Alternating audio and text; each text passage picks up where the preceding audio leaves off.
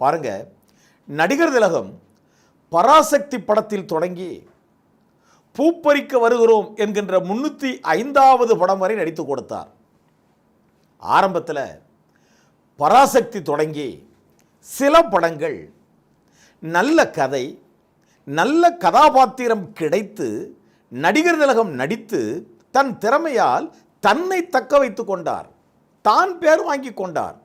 அந்த நல்ல கதாபாத்திரங்கள் கிடைத்தது. கிடைத்த நல்ல கதாபாத்திரங்களை கையில் தக்க வைத்து கொண்டு தான் பேர் வாங்கிவிட்டார். நடிகர் திலகம் சிறந்த நடிப்பாற்றல் மிக்க கலைஞர் என்று. ஆனால் கூடிய விரைவிலேயே என்ன நடந்தது தெரியுமா? நல்ல கதாபாத்திரம் கிடைத்ததால் நடிகர் திலகம் கிடைத்தார். கூடிய விரைவிலேயே சினிமா துறையில் ஒரு மாற்றம் நிகழ்ந்தது.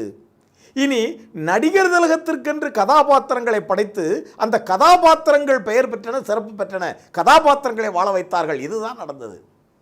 மீண்டும் சொல்கிறேன், நல்லா கவனிச்சுக்கோங்க. இது ஒரு நல்ல ஆராய்ச்சி.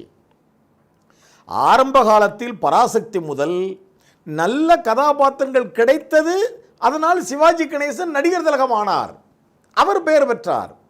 கூடிய விரைவிலேயே அடுத்தடுத்த படங்களில் நடிகர் திலகத்திற்கென்று கதாபாத்திரங்கள் உருவாக்கப்பட்டு அந்த கதாபாத்திரங்கள் பெயர் பெற்றது. இதுதான் நிறைவு நாள் வரை நடந்தது, 305வது படம் வரை.